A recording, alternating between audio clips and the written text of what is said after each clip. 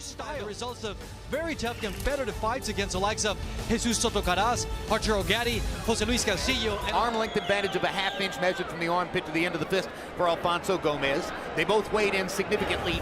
Arenas in the United States when it comes to boxing. Absolutely right. Here's Alfonso Gomez. 0-1 in title fights. I mentioned his loss. Predictably, Gomez said, I'm more experienced. I have a vast storehouse of knowledge that he at 21. Career of Arturo Gatti took a bad beating. All they can do is try to come in and try to take Canelo into some deep rounds and try to wear him out. Is 21.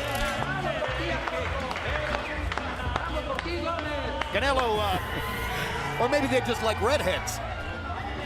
A standout attraction in Mexico. In terms of boxing, Los Angeles is northern Mexico. Look at the big smile. That's totally at odds with the monastic nonsense. It came from Guadalajara, it goes back with me. Tale of the tape. Canelo Alvarez against Alfonso Gomez. Saúl Canelo Alvarez.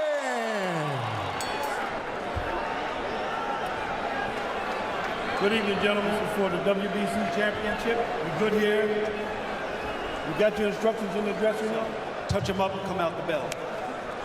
You'll have the taste of defeat. You're gonna taste it.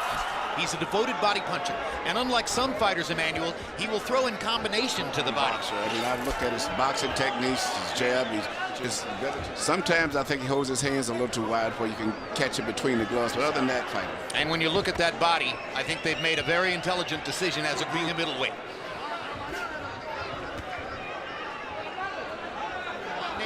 Canelo.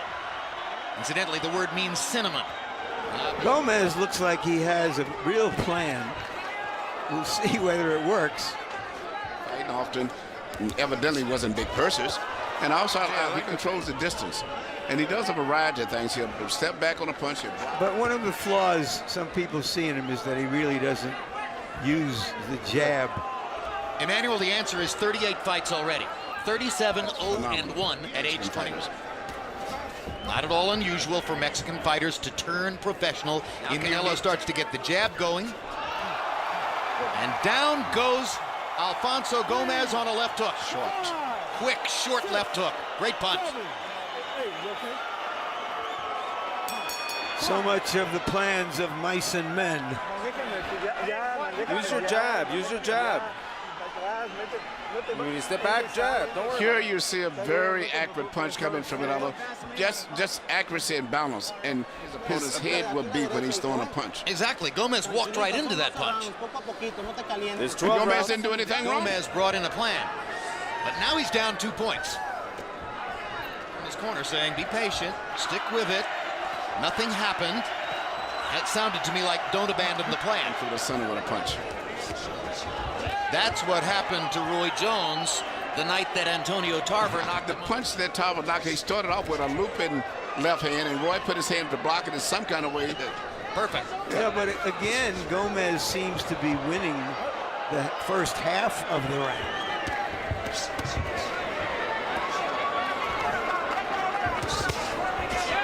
With the jab, then does Alvarez.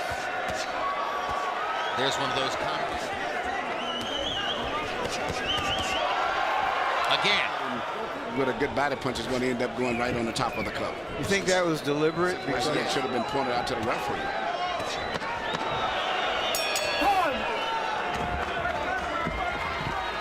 Fake him straight shots. And if he comes in, just give your guard up. His punches were wandering to the outside down at the end of round 1. Yeah, it was almost a freak knockdown, a legitimate, real one. Thinking of the grinning and the smiling and the slapping hands with fans as he came into the ring, I wonder if he has a cold focus tonight. An undersized fighter, Jose Cotto, a natural 140-pounder, who was fighting Alvarez. This is a guy whose fights are going to be rough. Yes, but right now he's got a lot of good defensive skills, but I'm surprised that Gomez at this stage, I'll be honest, he's fighting a much better fight tonight.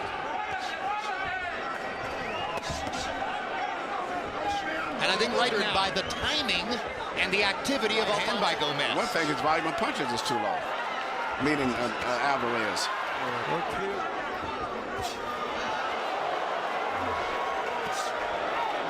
He likes Cortez as a referee and is surely pleased with his assignment. Harold, how do you have it so far? He didn't get knocked down, but he did get knocked down, so Canelo gets a 10-8 round. Rounds 2 and 3, Canelo Alvarez really well to the body. Larry, to answer your question about the cup, the inspector in the dressing room is supposed to make sure that the fighter's cup, the top of the cup, is He's even uppercuts in this round. Looks as though he's decided that he can get up the middle by coming up and under against For him Gomez. to sustain a good combination of punches. But on the other side, Active fighter, Gomez throwing more punches, Gomez landing at a reasonable enough rate. Alvarez clearly believes he's the stronger fighter as he stands against the ropes and invites. It's less likely he can get that done. but Gomez is still not a puncher, so I mean, I think he feels very comfortable in this fight. I'm sure he's not worried at all about Gomez's punching power. The question is, why isn't Alvarez throwing? Now he begins to let his hands go a little bit. If he doesn't think There's a good uppercut. he's at least going on, and he has a sense of urgency right now that shows that. He's throwing with abandon when he lets that uppercut go, particularly. But some of these are wide shots, winging punches, and Gomez is starting the fight they might have hoped for. And you can see that despite Alvarez ended the first round by knocking Gomez down, Harold Letterman's begun following Canelo Alvarez that we've ever seen him lose 3 rounds in a row on any scorecard. Totally abandoned his jab. Meanwhile, Gomez has put together the best and most comprehensive plan I've ever seen from him. He's landed some clean right hands. Crowd trying to lift Canelo back in forefront of the fight. Gomez still putting. That's what he's really virtually been Which he is. Crazy he is. Alvarez has been very sporadic with his jab, Emmanuel. That's what I wanted to say, Jim. That was the first time I saw a jab in about 3 rounds. If he would jab more of the time, he's having a tough fight with Gomez. Gomez may be winning this fight. Now Alvarez begins to.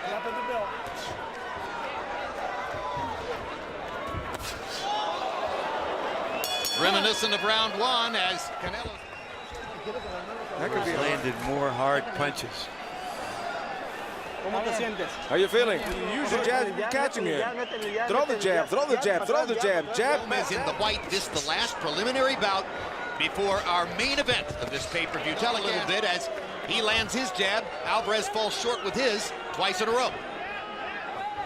Another short jab for Alvarez, but now he connects. Gomez fighting a gutsy, smart fight. Yes, I'm very surprised the fact that he is really, for the most part, setting the tempo.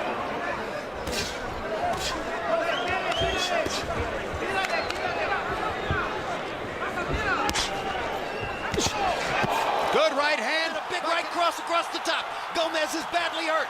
Canelo's got a chance to finish, and the referee's going to stop it right away. Too toward the stoppage, but that was too quick. Agreed. Hometown guy, even if he's not from that hometown. In boxing, the hometown. Myself, I mean, I could go on and on, but I think you said it already, Larry.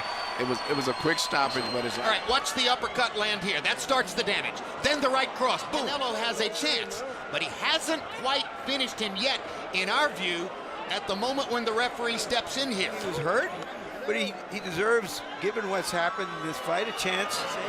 He was flat out even on Harold Letterman's scorecard coming to this round. He won 3 rounds in a row to weather this particular storm. Alvarez did land some shots. But he didn't land nothing too much clean, that devastating, you know, after that Gomez first 2 or was 3 recovering. punches. Yeah, he was recovering. No, I But, you thought know, they were. If it went on, you have to believe he would have. I believe